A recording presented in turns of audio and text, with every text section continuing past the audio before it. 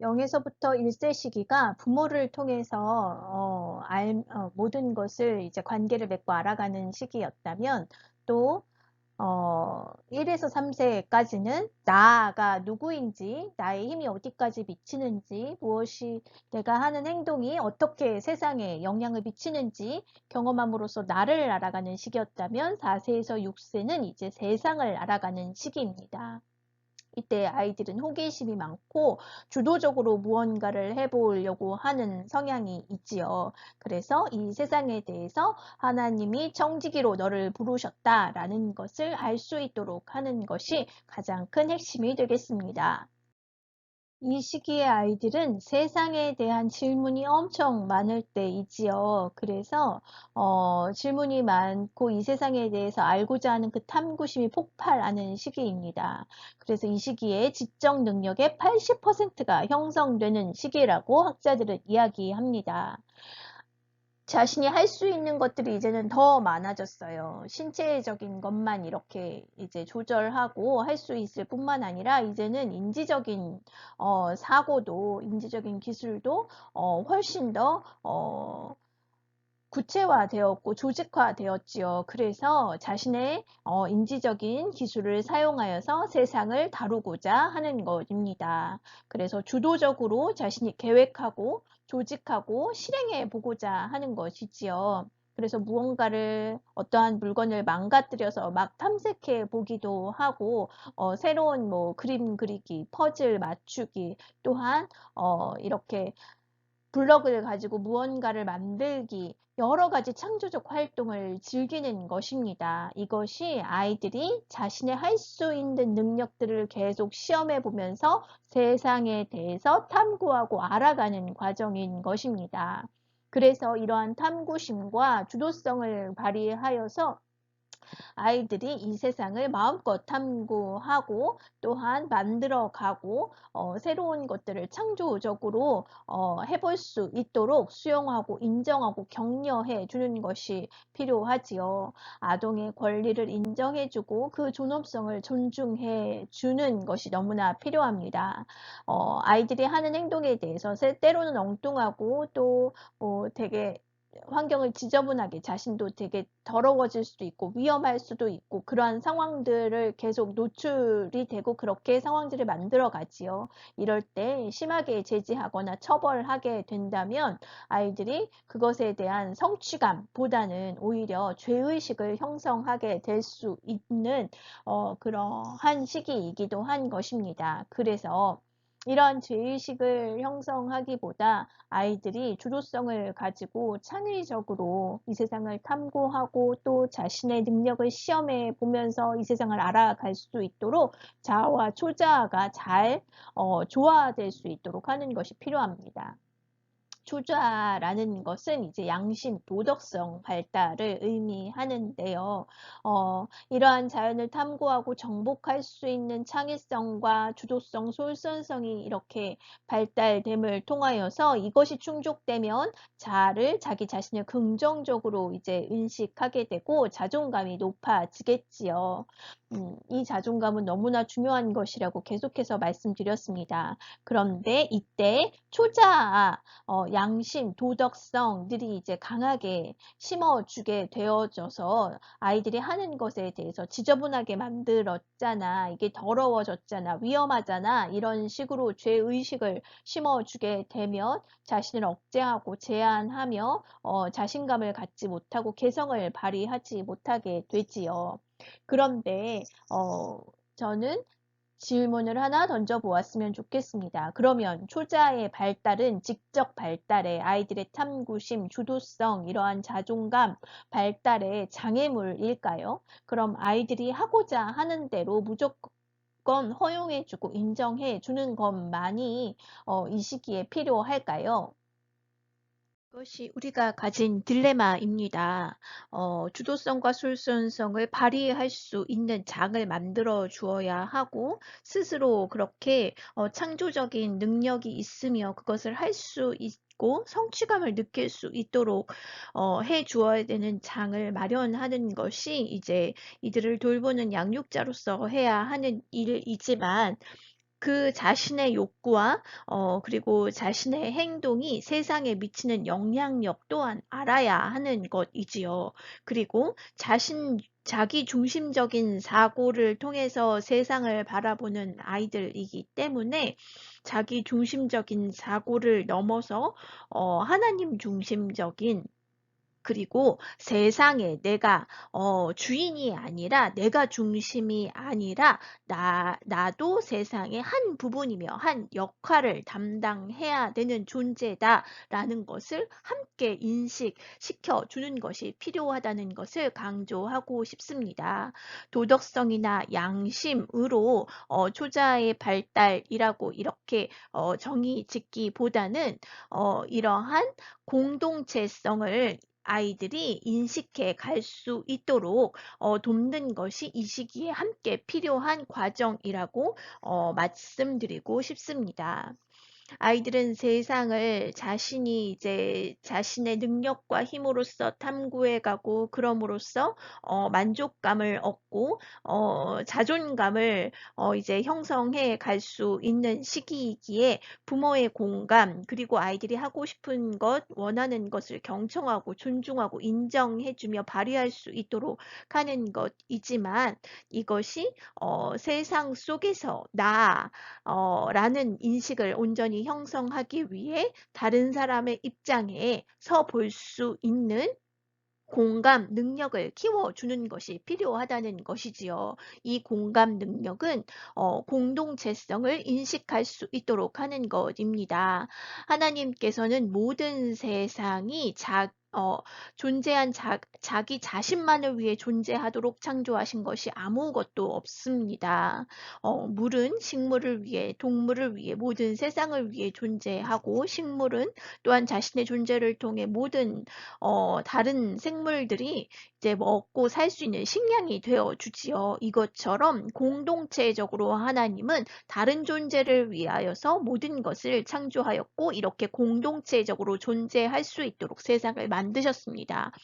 그래서 기독교적인 교육은 이 하나님이 창조하신 세상을 나 중심적인 세상으로, 나 중심적인 관점으로 바라보고 자신의 욕심과 이기심으로 사용하고 탐구하는 것이 아니라, 하나님이 창조하신 이 세상의 이 공동체성을 인식하고 하나님이 창조하신 목적을 깨닫고 세상을 탐구하고 세상을 창조하고 세상에게 자신의 영향력을 주님의 뜻대로 사용하도록 돕는 과정이 되어야 한다는 것이지요. 이것이 교육기관에서만 이루어져야 하는 것이 아니라, 부모가 세상에 대해서 행동하고 인식하고 아이들과 함께 그러한 하나님이 창조하신 세상으로 받아들이고 감사하고 경외하고 또한 그것을 섬기는 태도를 보일 때, 아이들은 이 세상이 내가 중심이 아니라 창조하신 하나님이 이 모든 것들을 하나님의 뜻대로 다스리고 있으며 나의 역할이 있다라는 것을 인식할 수 있는 하나님 중심의 사고를 가질 수 있도록 만들어 가는 시기가 된다는 것을 기억해 주시기 바랍니다. 4세에서 6세 시기는 이제 세상을 알아가는 시기라고 말씀드렸습니다. 새 창조 세계를 탐구하는 시기이지요. 이것을 탐구해 감에 있어서, 이것을 탐구할 때 하나님이 어떠한 창조 목적을 가지고 이것을 만드셨고, 나에게 이것을 돌보고 충만하고 정복하고 다스리라 명령하신 것과 같이, 하나님의 뜻대로 이 창조 세계를 사용하고 돌보고 다스려야 한다는 것을 아이들이 인식할 수 있도록 돕는 것이 핵심이라는 것입니다. 그리하여서 자기 중심적인 아이가 아니라 하나님의 뜻을 깨닫고 하나님의 뜻대로 모든 것들이 보존되어지고 유지되어질 수 있도록, 하나님의 목적에 맞도록 사용함을 통해 하나님을 영화롭게 하는 인간의 본질적인 목적에 따라서 이 아이들이 성장할 수 있게 도와줄 수 있는 시간이 되어야 한다는 것이지요. 천지 만물을 정복하고 다스림에 있어서 하나님의 뜻과 거룩함을 드러내는 역할을 할 수 있도록 그렇게 우리가 이 세상을 탐구해가고 이 세상에 대해 청지기의 역할을 감당할 수 있도록 아이들에게 제시해야 한다는 것입니다. 이 시기의 아이들은 하나님을 개인적으로 체험하게 됩니다. 하나님의 위대함, 놀라움, 사랑이 자신의 경험 속에서 구체적으로 전달될 때 하나님을 느낄 수 있게 되는 것입니다. 하나님이 창조에 대해서 이해할 때도 하나님이 창조하신 창조 세계를 통해서 그 위대함과 경이로움이 그리고 이 세상의 그 모든 창조물 미세물까지 하나하나 하나님께서 다 돌보고 계신다는 그 사랑이 그 창조 세계를 탐구하면서 아이들이 하나님을 알게 되는 매체가 되는 것이지요. 그리고 또한 예수님이 자신을 사랑하고 보호해주는 친구로 생각할 수 있도록 이렇게 가르칠 수 있으며 직접 하나님께 말하고 감사하며 간구할 수 있는 기도를 아이들이 마음의 중심으로부터 할 수 있는 시기입니다. 예수님의 사랑은 구체적인 말로 아이들에게 들려주어야 합니다. 하나님의 사랑은 사랑스러운 가정을 통해서 하나님이 주신 섭리를 이해하게 되는 것입니다. 엄마를 통해 예수님이 너를 돌보신다. 주님께서 우리에게 맛있는 아침을 준비해 주셨다.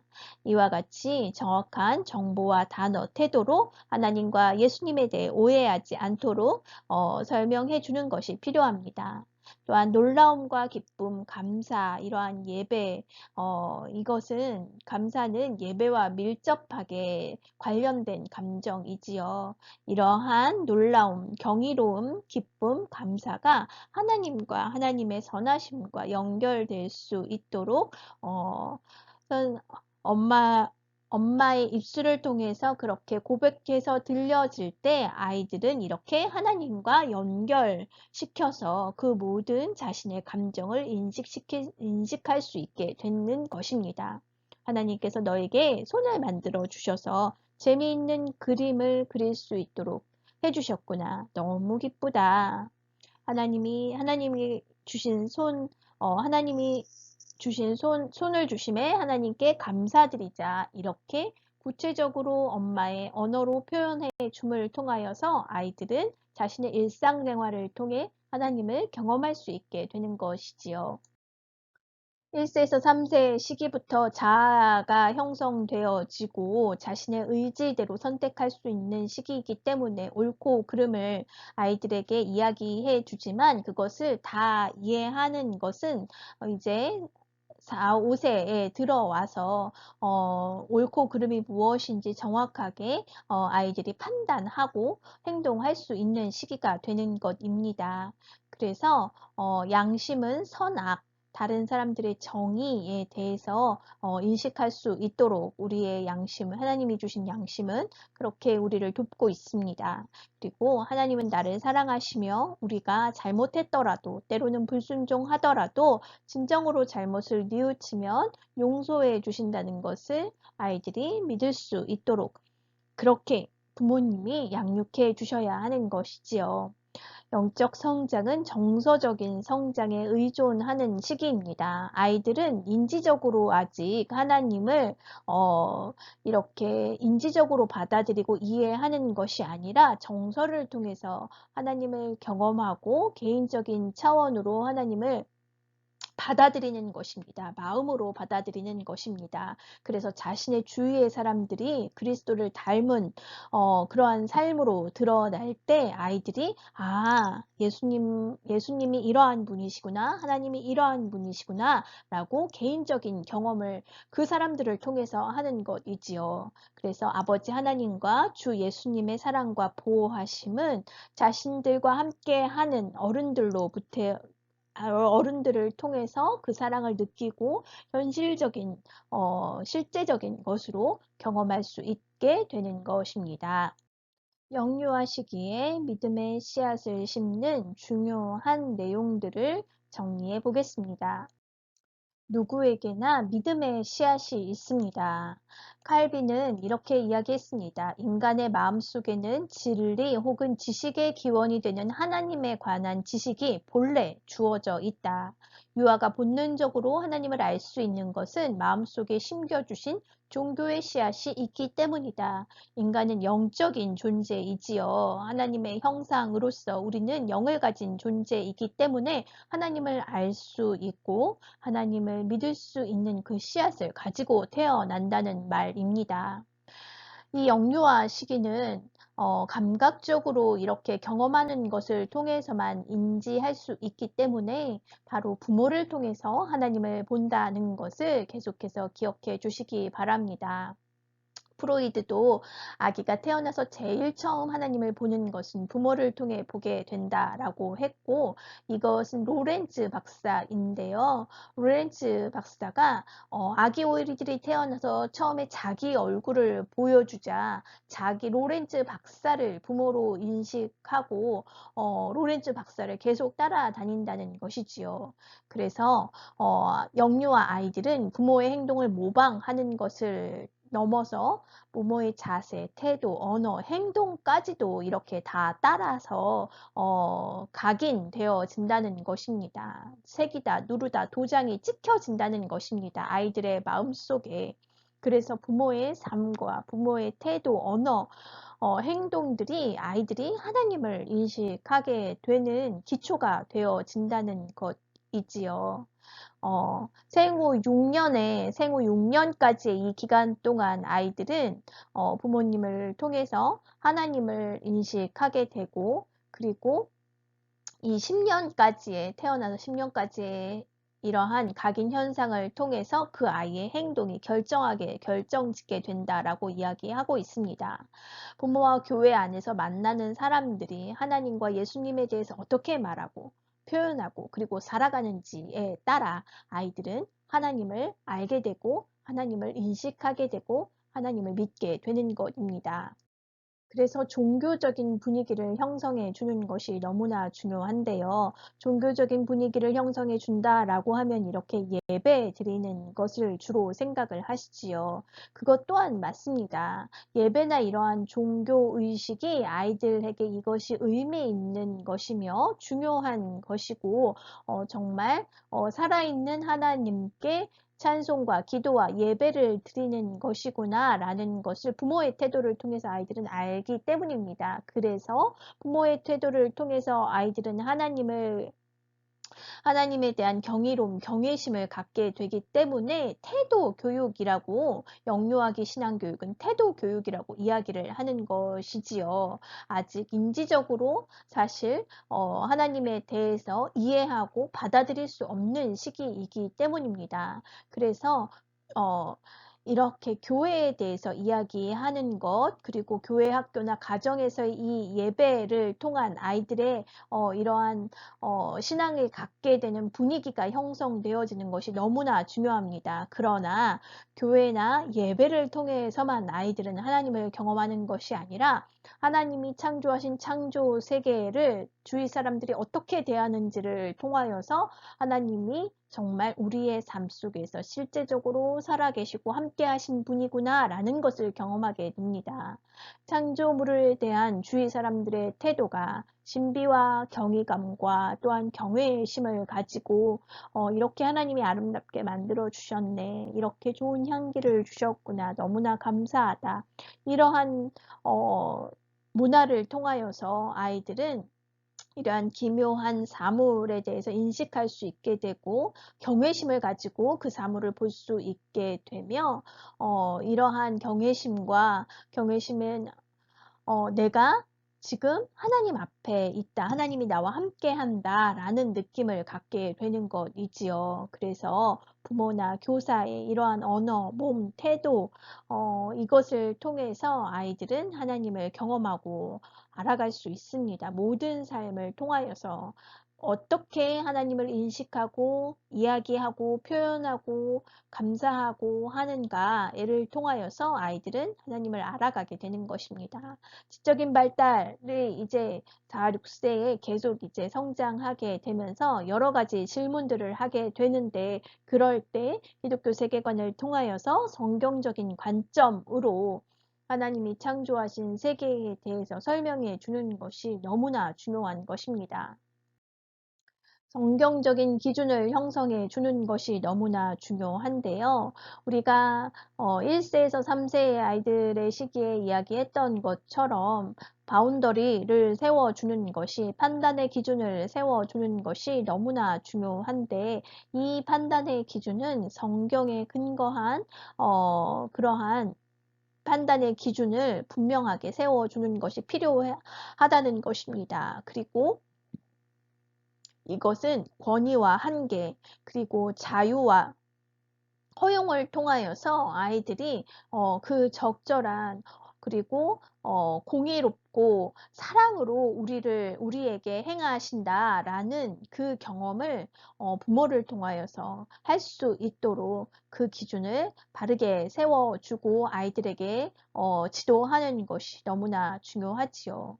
그리고 신앙의 대를 이어서 신앙의 공동체 문화를 형성하는 것이 필요합니다.